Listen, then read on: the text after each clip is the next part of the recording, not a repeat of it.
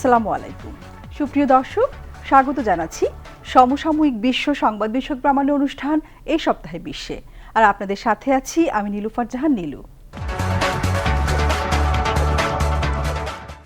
দর্শক, এই অনুষ্ঠানের মাধ্যমে আমরা আপনাদের জানাই সারা বিশ্বে ঘটে যাওয়া নানান ঘটনা, সেই সাথে থাকে মজার নানা খবর, বিশ্বের দর্শনীয় স্থান ও স্থাপনা নিয়ে আমাদের নিয়মিত আয়োজন বিশ্ব পরিচিতি।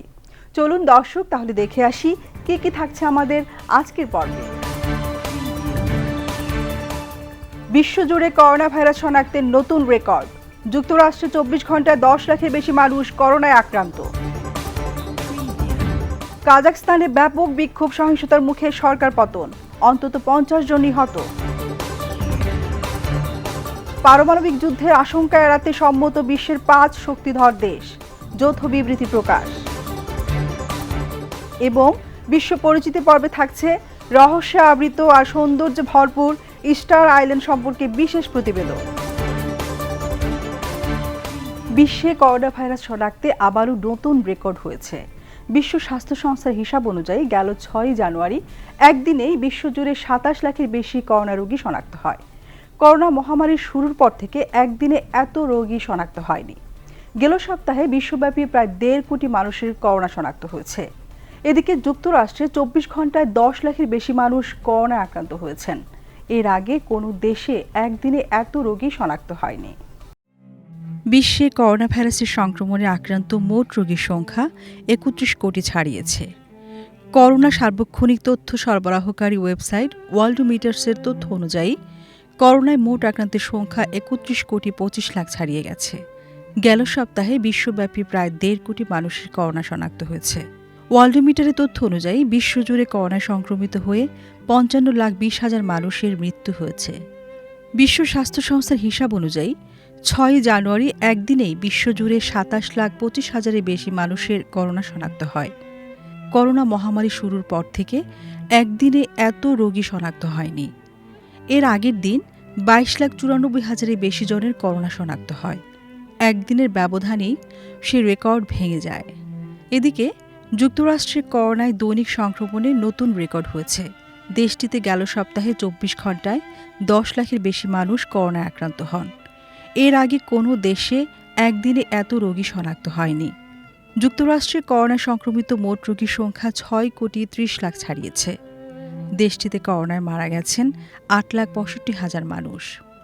ইউরোপের দেশ ফ্রান্সেও করোনা সংক্রমণের নতুন রেকর্ড হয়েছে। দেশটিতে গেল সপ্তাহের একদিনে নতুন করে আক্রান্ত হয়েছেন 3,32,000-এর বেশি মানুষ। এই প্রথম ফ্রান্সে একদিনে শনাক্ত 3 লাখ ছাড়ালো। করোনা পরিস্থিতি সামাল দিতে ফ্রান্সের জনসমাগমের উপর নিষেধাজ্ঞা আরোপ করা হয়েছে। এছাড়া যুক্তরাজ্য, স্পেন, ইটালি, পর্তুগাল সহ ইউরোপের অন্যান্য দেশেও করোনা সংক্রমণ ঊর্ধ্বমুখী। ভারতসহ এশিয়ার অন্য দেশগুলোতেও করোনা সংক্রমণ ব্যাপক হারে বাড়ছে। ভারতে 8 জানুয়ারি একদিনেই নতুন করে প্রায় 1,42,000 মানুষের করোনা শনাক্ত হয়। 7 মাসের বেশি সময় পর দেশটির সংক্রমণ 1,40,000 ছাড়ালো। ভারতের 27টি রাজ্যে করোনার নতুন ধরন ওমিক্রন শনাক্ত হয়েছে। ভারতে করোনায় সংক্রমিত মোট রোগীর সংখ্যা 3 কোটি 57 লাখ ছাড়িয়েছে। দেশটিতে করোনায় মারা গেছেন 4,84,000 মানুষ। মধ্য এশিয়ার দেশ কাজাখস্তানে জ্বালানির মূল্য বৃদ্ধির প্রতিবাদে ব্যাপক সহিংস বিক্ষোভের মুখে প্রধানমন্ত্রীর নেতৃত্বাধীন সরকার পদত্যাগ করেছে। এরপরও বিক্ষোভ অব্যাহত থাকায় কাজাখস্তানে রাশিয়া নেতৃত্বাধীন সামরিক বাহিনী মোতায়েন করা হয়েছে। দেশটিতে চলা সহিংসতায় অন্তত 50 জন নিহত হয়েছেন। বিক্ষোভ দমনে কোনো ধরনের সতর্ক সংকেত ছাড়াই নিরাপত্তা বাহিনীকে গুলি চালাতে নির্দেশ দেন কাজাখস্তানের প্রেসিডেন্ট। কাজাখস্তানে গাড়িতে এলপিজি ব্যাপকভাবে ব্যবহৃত হয়। গেল সপ্তাহে দেশটিতে এলপিজির দাম দ্বিগুণের চেয়েও বেশি বৃদ্ধি করার পরদিন থেকেই বিক্ষোভ শুরু হয়। পরে তা দেশের বিভিন্ন এলাকায় ছড়িয়ে পড়ে। ব্যাপক বিক্ষোভ সহিংসতার মুখে প্রধানমন্ত্রীর নেতৃত্বাধীন সরকার পদত্যাগ করে। কাজাখস্তানের প্রেসিডেন্ট কাশিম জোমার্ট তোকায়েভ বিভিন্ন প্রদেশে জরুরি অবস্থা জারি করে সহিংসতার জন্য দেশি ও বিদেশি ইন্ধনদাতাদের দায়ী করেন। বিদ্যুৎ, গ্যাস, পানির দাম স্থিতিশীল রাখা ও দরিদ্র পরিবারগুলোর ভাড়া পরিশোধের ক্ষেত্রে ভর্তুকি দেওয়ার বিষয়টিও বিবেচনার নির্দেশ দেন প্রেসিডেন্ট কাশিম। এরপরও বিক্ষোভ অব্যাহত থাকে। পুলিশ ও সশস্ত্র বাহিনীর সদস্যদের উপস্থিতিতে কাজাখস্তানের প্রধান শহর আলমাতিতে হাজার হাজার বিক্ষোভকারী মিছিল করে। এছাড়া দেশের বিভিন্ন এলাকায় ছড়িয়ে পড়া সহিংসতায় অন্তত ৫০ জন নিহত হন। এর মধ্যে পুলিশ ও বিক্ষোভকারী উভয়ই রয়েছেন। এছাড়া সহিংস ঘটনায় আহত হয়েছেন অন্তত ৩০০ পুলিশ সদস্য। বিক্ষোভ দমনে কোনো ধরনের সতর্ক সংকেত ছাড়াই নিরাপত্তা বাহিনীকে গুলি চালাতে নির্দেশ দেন প্রেসিডেন্ট কাশিম জোমার্ট। টেলিভিশনে দেয়া ভাষণে প্রেসিডেন্ট কাশিম বিক্ষোভের জন্য বিদেশে প্রশিক্ষিত সন্ত্রাসীদেরকে দায়ী করেন। বিক্ষোভ পরিস্থিতি মোকাবেলায় কাজাখস্তানি প্রেসিডেন্ট কাশিম জোমার্ট রাশিয়ার সেনাবাহিনীর সহযোগিতা চান। এর প্রেক্ষিতে রাশিয়া নেতৃত্বাধীন প্রায় ২৫০০ সেনা কাজাখস্তানে মোতায়েন করা হয়েছে। পারমাণবিক অস্ত্র অর্জনের পথে লাগাম টানতে এবং ভবিষ্যতে পারমাণবিক যুদ্ধের আশঙ্কা এড়াতে সম্মত হয়েছে বিশ্বের ৫ শক্তিধর দেশ। জাতিসংঘ নিরাপত্তা পরিষদের স্থায়ী ৫ সদস্য যুক্তরাষ্ট্র, চীন, রাশিয়া, যুক্তরাজ্য ও ফ্রান্স এক যৌথ বিবৃতিতে একথা জানিয়েছে। ৫ বিশ্ব শক্তির এই বিবৃতিকে নজিরবিহীন বলছে বিশ্লেষকরা। যৌথ বিবৃতিতে বলা হয়েছে, ভবিষ্যৎ বিশ্বে পারমাণবিক যুদ্ধের ঝুঁকি এড়ানোর দায় যুক্তরাষ্ট্র, চীন, রাশিয়া, যুক্তরাজ্য ও ফ্রান্স এই ৫ দেশের। বিশ্বের অন্য দেশগুলোকে নিয়ে পারমাণবিক যুদ্ধের ঝুঁকি এড়ানো ও কৌশলগত নিরাপত্তা প্রতিষ্ঠার জন্য এই ৫ দেশকে একযোগে কাজ করতে হবে। রাশিয়া প্রশাসনিক কেন্দ্র ক্রেমলিনের পক্ষ থেকে বিবৃতিটি প্রকাশ করা হয়। কোনো বিষয়ে একমত হয়ে ৫ বিশ্ব শক্তির বিবৃতি দেওয়ার ঘটনা নজিরবিহীন বলে উল্লেখ করেছেন বিশ্লেষকরা। যুদ্ধে পারমাণবিক অস্ত্র ব্যবহার করে কখনোই জয় ছিনিয়ে আনা যাবে না, এমন মন্তব্য করে বিবৃতিতে ৫ বিশ্ব শক্তি আরও বলেছে, যেসব দেশ আগে থেকেই পারমাণবিক অস্ত্রের মালিক তাদের সেসব অস্ত্র শুধু প্রতিরক্ষামূলক কৌশল বাস্তবায়ন এবং যুদ্ধ ও আগ্রাসন প্রতিরোধের জন্য থাকতে পারে। চীনের উপপররাষ্ট্রমন্ত্রী মা ঝাওঝু বলেন, এই যৌথ বিবৃতি পারমাণবিক শক্তি সমৃদ্ধ ৫টি দেশের মধ্যে পারস্পরিক বিশ্বাস ও আস্থার সম্পর্ক বৃদ্ধিতে কার্যকর ভূমিকা রাখবে। তিনি বলেন, চীনের নীতি হলো কেবল আক্রান্ত হলে পারমাণবিক অস্ত্রের ব্যবহার করবে। বিবৃতিটি প্রকাশ করে ফরাসি সরকারের পক্ষ থেকে বলা হয়েছে, এর মধ্য দিয়ে পারমাণবিক অস্ত্রায়নের পথে লাগাম টানতে ৫ বিশ্ব শক্তি সদিচ্ছা প্রকাশ পেয়েছে। যুক্তরাষ্ট্র সরকারের একজন জ্যেষ্ঠ কর্মকর্তা জানিয়েছেন, কয়েক মাসের আলোচনার পরিপ্রেক্ষিতে ৫ বিশ্ব শক্তি এই যৌথ বিবৃতির বিষয়ে একমত হয়েছে। বিশ্লেষকদের মতে, সাম্প্রতিক বছরগুলোয় যুক্তরাষ্ট্রের সঙ্গে চীন ও রাশিয়া চরম বিরোধে জড়িয়েছে। এমন পরিস্থিতিতে পারমাণবিক যুদ্ধের ঝুঁকি প্রশমনে ৫ বিশ্ব শক্তির ঐকমত্য ও যৌথ বিবৃতির গুরুত্ব অনেক। এটা পারমাণবিক অস্ত্র নিয়ন্ত্রণে সই হওয়া এনপিটি চুক্তি নিয়ে পর্যালোচনা করতে একটি সম্মেলন আয়োজনের পথ উন্মুক্ত করবে। এবারে জানাবো বিশ্বের এমন কয়েকটি শহরের কথা যেখানে বাসে ভ্রমণ করতে যাত্রীদের গুনতে হয় না কোনো ভাড়া। অনেকেরই অজানা যে বিশ্বের ৯টি জনপ্রিয় নগরে যেখানে পাবলিক ট্রান্সপোর্ট দেওয়া হয় বিনামূল্যে। এই পদ্ধতিতে যাত্রীদের কাছ থেকে ভাড়া আদায় না করে আঞ্চলিক বা স্থানীয় সরকার করের মাধ্যমে অথবা বাণিজ্যিক স্পন্সরশিপের মাধ্যমে অর্থায়িত পরিবহনকে বোঝানো হয়। জেনে নেওয়া যাক সেই ৯টি নগরের কথা। প্রথমেই বলি কানাডার চাম্বল শহরের কথা। ২০১২ সাল থেকে নগরবাসীদের জন্য বিনামূল্যে পরিবহন চালু করা হয় এই নগরে। এই সেবার ফলে বেশি সংখ্যক মানুষ গণপরিবহন ব্যবহার করছে, ফলে নগরীর যানজট অনেকটা কমে এসেছে। ২০২০ সাল থেকে এই পরিষেবার মাধ্যমে উপকৃত হতে শুরু করেছে লুক্সেমবার্গ শহরের জনগণ। এস্তোনিয়ার তালিন শহরে ২০১৩ সাল থেকে বিনামূল্যে পাবলিক ট্রান্সপোর্ট চালুর পর দুর্দান্ত সাফল্য পেয়েছে নগর কর্তৃপক্ষ। এই পদ্ধতিতে হাজার হাজার এস্তোনিয়ানকে শহরের বাসিন্দা হিসাবে নিবন্ধন করা সম্ভব হয়েছে। সুইডেনের আবেস্তা শহরে প্রাথমিকভাবে চারপাশে সবুজ পথ প্রচারের জন্য বিনামূল্যে গণপরিবহন পরিষেবা চালু করা হলেও এই নগরে গত ৮ বছরে এই সেবা অব্যাহত রয়েছে। যুক্তরাজ্যের ডিউসবেরি শহরে যানজট নিরসনে ফ্রি সিটি বাস নামে এই সেবাটি সকলের কাছে পরিচিত ২০০৯ সাল থেকে।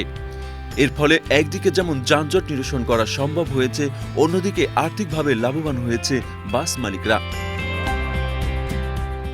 অস্ট্রেলিয়ার পার্থ শহরে একটি নির্দিষ্ট অঞ্চলের জন্য বিনামূল্যে বাস পরিষেবা চালু রয়েছে, কিন্তু নির্দিষ্ট অঞ্চলের বাইরে চলাচল করতে অর্থ প্রদান করতে হয় যাত্রীদের। যুক্তরাষ্ট্রের ক্লেমসন শহরে বিনামূল্যে পরিবহন সেবাটি 1996 সালে শুরু হয়েছিল, যা এখন 8টি রুটে চলাচল করে। বুলগেরিয়ার সামোকভ শহরে বিনামূল্যে গণপরিবহনের পরিষেবাটি প্রাথমিকভাবে প্রবীণ এবং শিক্ষার্থীদের জন্য 2006 সালে চালু করা হয়েছিল। পরে শহরের সকলের জন্য উন্মুক্ত করা হয় 2008 সালে। ফিনল্যান্ডের মারিহ্যামন একটি স্বায়ত্তশাসিত দ্বীপ, যা ফিনল্যান্ডের প্রজাতন্ত্রের অন্তর্গত। এখানে আগত দর্শনার্থী এবং বাসিন্দাদের বিনামূল্যে গণপরিবহন সেবা চালু করা হয় 2000 সালে। দর্শক, এবার আমাদের নিয়মিত আয়োজন বিশ্ববরণীয়।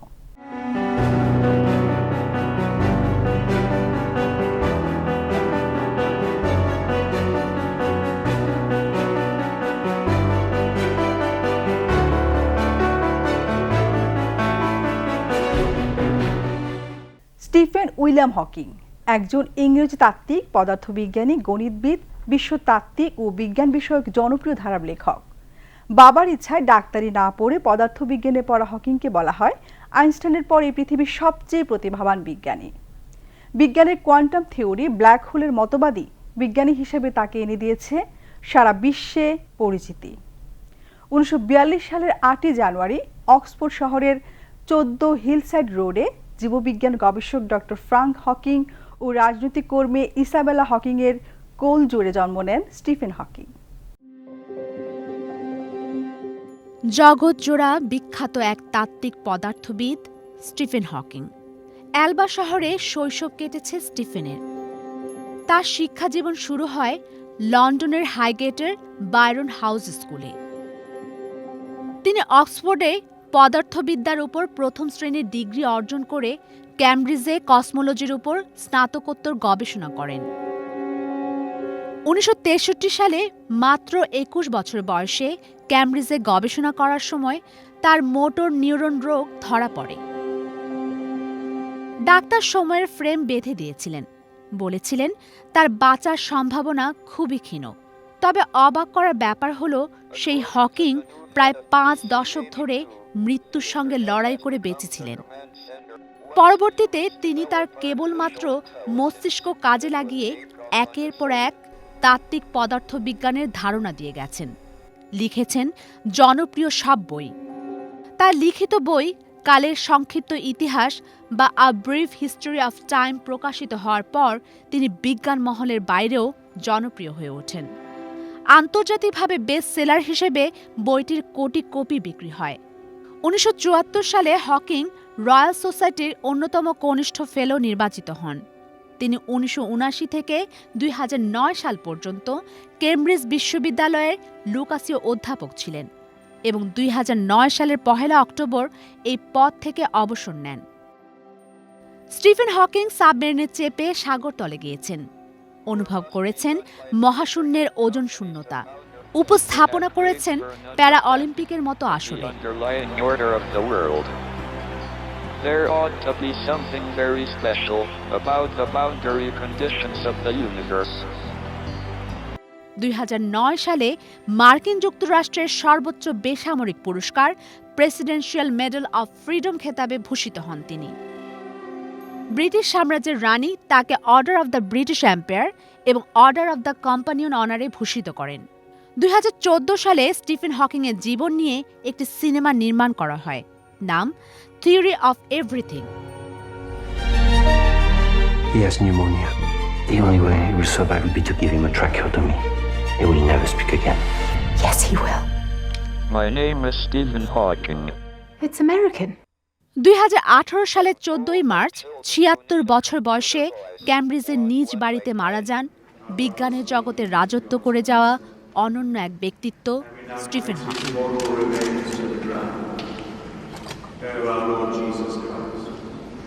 দর্শক, এবারে বিচিত্র বিশ্ব।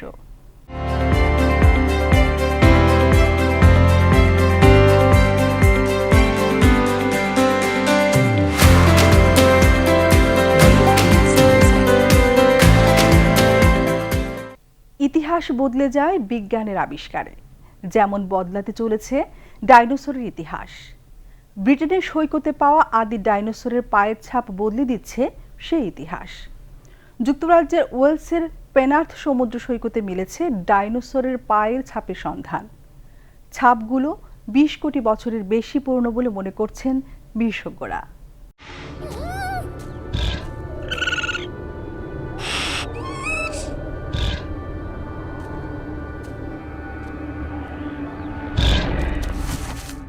পৃথিবীর বুকে চড়ে বেড়ানো প্রথম দিকের ডাইনোসর ছিল সারপড। পেনার্থ সমুদ্র সৈকতে পাওয়া পায়ের ছাপগুলো সারপড বা এই গোত্রভুক্ত ডাইনোসরের বলে ধারণা করছেন লন্ডনের ন্যাচারাল হিস্ট্রি মিউজিয়ামের জীবাশ্মবিদেরা। তারা বলছেন ট্রায়াসিক যুগে ব্রিটেনে সারপড গোত্রের প্রথম দিকের ডাইনোসরের বসবাস ছিল। এর আগেও দেশটির সমারসেট এলাকায় ক্যামেটোলিয়ার হাড়ের সন্ধান পাওয়া গেছে। ক্যামেটোলিয়া সারপড গোত্রের একেবারে প্রাথমিক দিকের ডাইনোসর। ডাইনোসরের প্রাচীন এই পায়ের ছাপগুলো খুঁজে পাওয়া যায় 2020 সালে।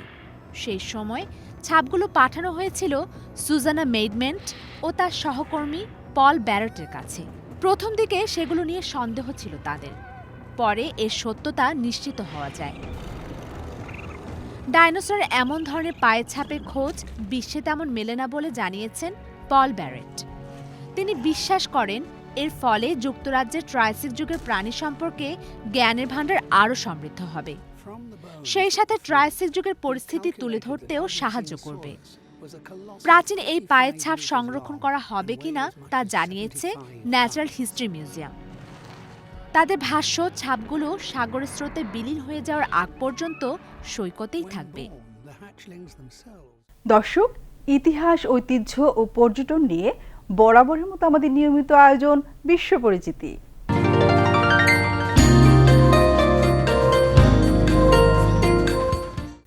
নাম ইস্টার আইল্যান্ড। লাভা নির্মিত গাছশূন্য একটি আগ্নেয় দ্বীপ। দক্ষিণ আমেরিকার দেশ চিলির অধীনে দ্বীপটির অবস্থান দক্ষিণ পূর্ব প্রশান্ত মহাসাগরের পলিনেশিয়া অঞ্চলে। আয়তন 64 বর্গমাইল। দ্বীপটির উপকূলে আছে আগ্নেয় গুহা আর লাভার সুড়ঙ্গ, সেই সাথে দ্বীপ জুড়ে সামুদ্রিক পাখির অভয়ারণ্য। দর্শক, বিশ্ব পরিচিতি পর্বে আজ আপনাদের জানাবো রহস্যে আবৃত আর সৌন্দর্যে ভরপুর ইস্টার আইল্যান্ডের কথা। ধরুন আপনি এসেছেন একটা নতুন দ্বীপে। সেখানে পা দিতেই আপনার চোখে পড়ল বিশাল বিশাল কিছু মূর্তির দিকে। কেমন রহস্যাবৃত মনে হচ্ছে, তাই না? বাস্তবেই এমনটা অনুভূতির মুখোমুখি হয়েছিলেন ডাচ নৌসেনাপতি জ্যাকব রজারভিন। দিনটি ছিল 1722 সালের 5 এপ্রিল, ইস্টার সানডে। সেদিন এই দ্বীপে নোঙ্গর করে অকল্পনীয় বিশাল দানব আকৃতির মূর্তিগুলো দেখে অবাক হন জ্যাকব। তিনি দ্বীপটির নাম দেন প্যাচ আইল্যান্ড, যার অর্থ ডাচ ভাষায় ইস্টার আইল্যান্ড। এই দ্বীপের বর্তমান নাম স্প্যানিশে ইসলা ডি পাসকুয়া। এর মানেও ইস্টার আইল্যান্ড। বর্তমানে এই দ্বীপের নাম স্থানীয় পলিনেশীয় ভাষায় রাপা নুই।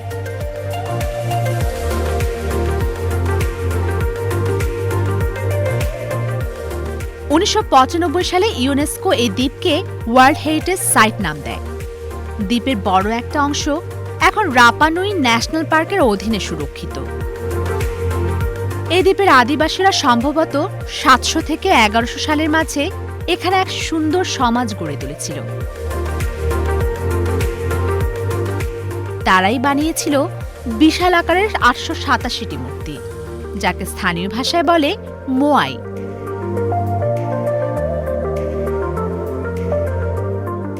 ইস্টার দ্বীপটা এতটাই গহীনে অবস্থিত যে এই দ্বীপে যে সমাজ ছিল, এটাই একটা রহস্য আর বিস্ময়কর ব্যাপার। 1888 সালে চিলির অধিভুক্ত হয় ইস্টার আইল্যান্ড। 2012 সালের হিসেব মতে এই দ্বীপে এখন প্রায় 6000 মানুষের বাস। এর মধ্যে শতকরা 60% মানুষই হল আদিবাসী রাপা নুইয়ের বংশধর। ইস্টার দ্বীপটি সৃষ্ট হয়েছে আগ্নেয় শিলা দ্বারা। এই দ্বীপটিতে আছে 3টি মৃত আগ্নেয়গিরি। দ্বীপ জুড়ে থাকে ট্রপিক্যাল রেইন ফরেস্ট আবহাওয়া। বেশ বাতাস আর বৃষ্টিও হয়, তবে সাইক্লোন কিংবা হারিকেন এইসব এখানে হয় না। একসময় দ্বীপটি উদ্ভিদশূন্য হয়ে পড়েছিল।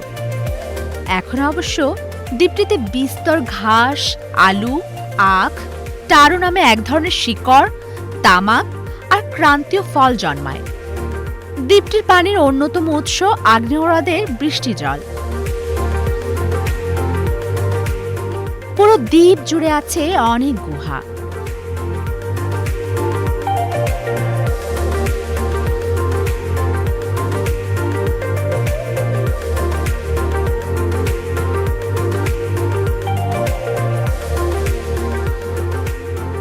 এই গুহার দেয়ালে আছে প্রাচীন পৌরাণিক ছবি আর কাহিনী।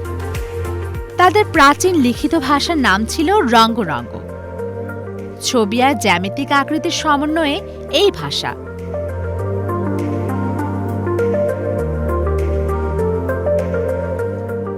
একসময়ের বিস্ময় ইস্টার আইল্যান্ড এখন আর মোটেও দুর্গম নয়। দ্বীপটিতে যাওয়ার জন্য রয়েছে মাতাভেরি আন্তর্জাতিক বিমানবন্দর। সেখানে জেট বিমান সার্ভিসও আছে। আর তাই যদি চান অপার সৌন্দর্য আর বিস্ময়ের সাক্ষী হতে, তাহলে ঘুরে আসতে পারেন বিশ্ব ঐতিহ্যবাহী স্থান ইস্টার আইল্যান্ডে।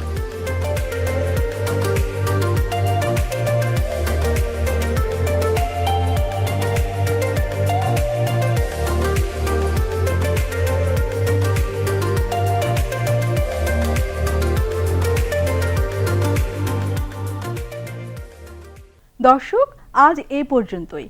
কেমন লাগলো আমাদের অনুষ্ঠান জানাতে ভুলবেন না। আমাদের সাথে যোগাযোগের ঠিকানা Facebook/বাংলাদেশ টেলিভিশন -BTV। এছাড়া ইউটিউবে লগ ইন করুন এই ঠিকানায় YouTube/বাংলাদেশ টেলিভিশন -BTV।